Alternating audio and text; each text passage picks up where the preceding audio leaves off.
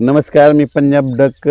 काय झालं, नंदुरबारकडे काल थोड्याफार प्रमाणात पाऊस पडला. आज देखील नंदुरबार जिल्ह्यामध्ये तुरळक ठिकाणी 1-2 ठिकाणी फक्त स्थानिक वातावरण तयार होऊन पाऊस पडणार आहे नंदुरबारकडे, म्हणून हे 8 एप्रिलचा अंदाज लक्षात येतो. पण राज्यातल्या सर्व शेतकऱ्याचं कांदा काढणी चालू आहे, हळद काढणी चालू आहे, गहू काढणी चालू आहे.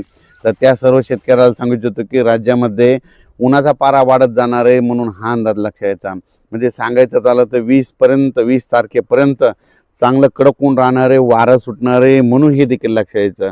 मग राज्यात काही पावसाचं वातावरण आहे का, तर मग तुम्हाला एक सांगू इच्छितो की राज्यामध्ये 17, 18, 19 या दरम्यान काय होणार आहे, थोडं कोकणाकडं म्हणजे कोकणपट्टीकडं म्हणजे सातारा, कुडाळ, सातारा, त्याच्यानंतर पुणे जिल्हा, भोर, महाबळेश्वर, तसंच इकडं नाशिक, इगतपुरीपर्यंत काय होणार आहे, 17, 18, 19, 20च्या दरम्यान त्या पट्ट्यामध्ये थोडं पावसाचं वातावरण तयार होणार आहे.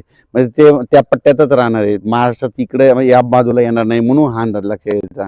मग राज्यात सांगायचं झालं तर तिकडं पाऊस पडत असल्यामुळे त्या टायमाला काय होईल, महाराष्ट्रात 18, 19, 20च्या दरम्यान थोडं ढगाळ वातावरण राहणार आहे, म्हणून हे अंदाज शेतकऱ्यांना लक्षात यायचा.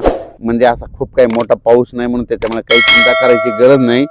फक्त राज्यातले सर्व शेतकरी 20 तारखेपर्यंत चांगलं कडाक्याचं ऊन राहणार आहे, म्हणून हा अंदाज सर्व शेतकऱ्यांनी लक्षात घ्यायचा.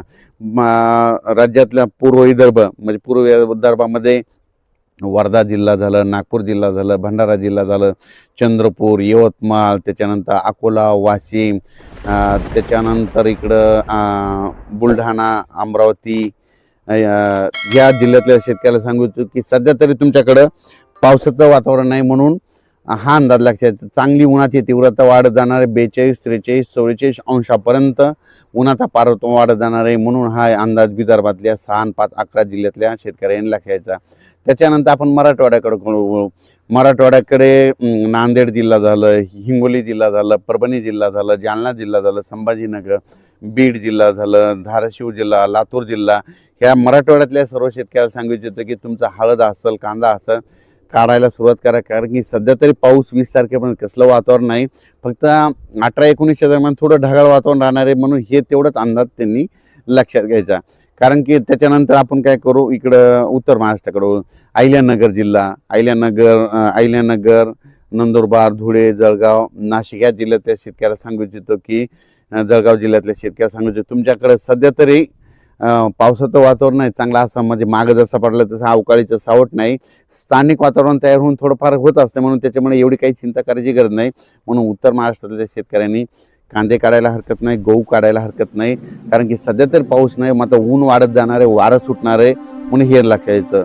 त्याच्यानंतर कोकणपट्टीकडं शेतकऱ्याचे काय झालं, नेमकं तिकडं आंबे चालू आहेत. तर तिकडल्याला सांगू इच्छितो की म्हणजे इकडं मावळ, पुणेच्या म्हणजे पश्चिमेला, पुणे जिल्ह्यापासून पश्चिमेला इकडं जुन्नर तालुका त्या पट्ट्यातल्या, त्याच्यानंतर इकडं सातारा, महाबळेश्वर त्या पट्ट्यामध्ये मात्र 18, 19, 20, 21च्या दरम्यान मात्र तिकडं पावसाचं वातावरण राहणार आहे, काही ठिकाणी पाऊस पडणार आहे, म्हणून हा अंदाज त्या कोकणपट्टीच्या शेतकऱ्यांनी लक्षात यायचा.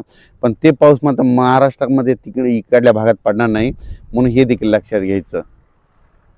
फक्त 18, 19, 20, 21च्या दरम्यान एप्रिल दरम्यान काय होणार आहे, फक्त कोल्हापूर जिल्हा, सातारा जिल्हा, पुणे जिल्ह्याच्या पश्चिम भागाकडं इकडं जुन्नर तालुका ह्या पट्ट्यामध्ये काय होणार आहे, थोडं पावसाचं वातावरण होणार आहे, म्हणून हे लक्षात यायचं.